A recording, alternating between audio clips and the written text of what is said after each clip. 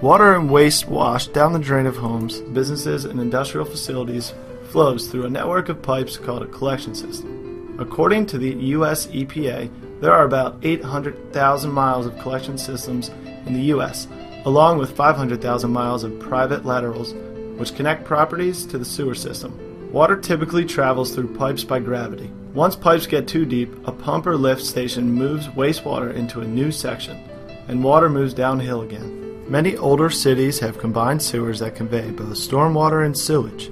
A large storm can overflow the sewer and greatly increase the volume of water reaching the plant. Wastewater travels to the 16,000 publicly owned water resource recovery facilities, commonly called wastewater treatment plants, that serve over 190 million U.S. residents. The first part of the treatment process is called the headworks. Influent screens filter out large debris like rags, cans, and other trash, represented by the yellow spheres. The removal of large debris helps keep pumps and pipes within the plant from getting clogged. The trash removed from the screens is collected and disposed of at a landfill. The goal of the headworks is to remove inorganic matter from the wastewater. Inorganic matter includes items like trash, sand, or gravel, basically material that did not come from a living creature. The next stop within the headworks is the grit removal chamber. Grit is made up of large, heavy particles like sand or eroded cement. Water flows slowly through this tank, keeping organic matter like food, waste, bacteria, or excrement in suspension, but giving the heavier grit a chance to fall to the bottom. As grit settles out, a rake runs along the bottom of the tank, sweeping the grit away. Removing grit early on is important because it is abrasive and can erode mechanical equipment. It can also build up in later treatment processes. Though not shown here, flow monitoring occurring in the headworks helps operators prepare for volume and velocity of water entering the plant. Based on this information, operators can add the proper amount of treatment chemicals and allow adequate time in each treatment process. Flow monitoring happens throughout the rest of the plant. After the grit removal chamber, wastewater flows into primary treatment. The first step is a set of fine screens that can remove even smaller debris. Again, the debris is collected and taken to the landfill. The main goal of primary treatment is to separate water from solids, known as organic matter. This differs from the headworks, which is designed to remove inorganic waste like trash and grit. Like the headworks, primary treatment relies on physical separation methods, such as screening and sedimentation, which causes sediments to settle out by gravity.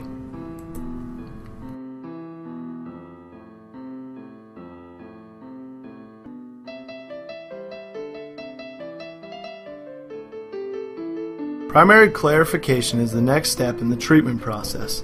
Wastewater comes up through the center of the clarifier. Water typically sits in the clarifier for 1 to 2 hours and becomes quite still. 90 to 95% of settleable solids fall to the bottom over time and are removed. 50 to 65% of suspended solids are removed. These are very small organic particles that float in the water column.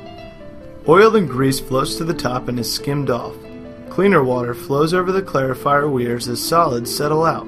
A rotating arm breaks the solids from the bottom of the clarifier into a hopper in the center. The solids skimmed off the bottom of the clarifier travel to the biosolids treatment process.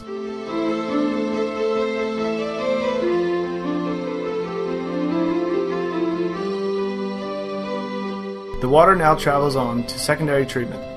This part of the process removes nutrients like phosphorus and nitrogen, which helps keep rivers and lakes clean. Algae thrive in waters high in nutrients. When bacteria feed on algae, they use up all the oxygen in the water, creating dead zones that cannot support fish or other aquatic life.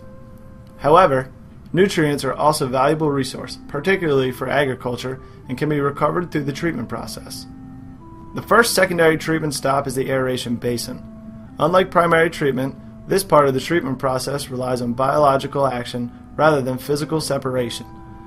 Blowers generate oxygen that is distributed through a network of pipes into the aeration basin.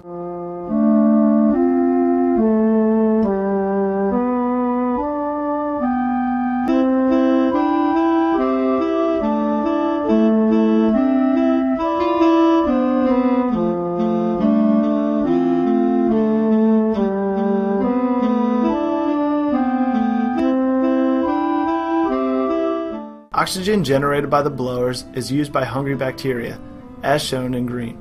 They feed on the solids, reducing their volume and removing nutrients.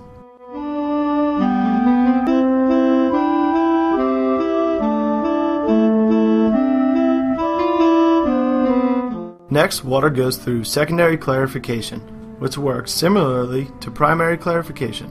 Again, solids are sent to the solids treatment process, and water moves on to be further purified. Some of the solids, known at this point as activated sludge, are sent back to the aeration basin. This activated sludge helps maintain healthy populations of beneficial bacteria that reduce solids and remove nutrients.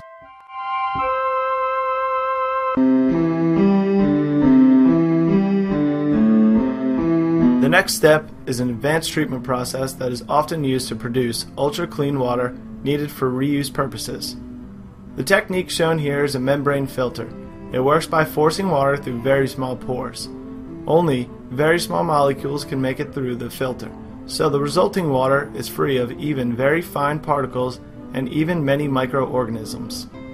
Once water is passed through the filters, it moves on to the final step, disinfection. This step removes any remaining bacteria or other microorganisms that could cause illness. Chlorine disinfection is the most widely used method, but ultraviolet disinfection, shown here, and ozonation are also common techniques. The water is now virtually free of all solids, grit, and microorganisms, and can be returned to a receiving water body or used for a variety of other purposes, including, but not limited to, firefighting, cooling at industrial facilities, and irrigation. Back at the plant, the solids removed from the clarifiers travel to the solids treatment process. The goal is to turn them from solids into biosolids. The term biosolids is applied when treated sludge meets certain requirements for beneficial reuse. The treatment plant must reduce pathogens, odors, and lower concentrations of specific metals. The first step is to further remove water from solids and concentrate them. Treatment plants use a series of techniques called thickening and dewatering. The first step shown here is a centrifuge, which uses a spinning action to separate the water from the solids. The water that is removed goes back to the beginning of the treatment process, the headworks. Some bacteria, unlike those in the aeration basin, prefer places with limited oxygen or anaerobic environments. The next step in the treatment process is the anaerobic digester, which is covered to prevent air from coming in. The bacteria at work in the anaerobic digester reduce pathogens and volatile solids, which contribute to odors. The bacteria also make biogas, a mixture of methane and carbon dioxide, represented here by the pink balls. Methane is heated to produce steam. The steam is then used to power a turbine, and energy is created due to the turbine's movements. Some plants can power their entire operations using energy produced on site, and some even sell electricity back to the grid.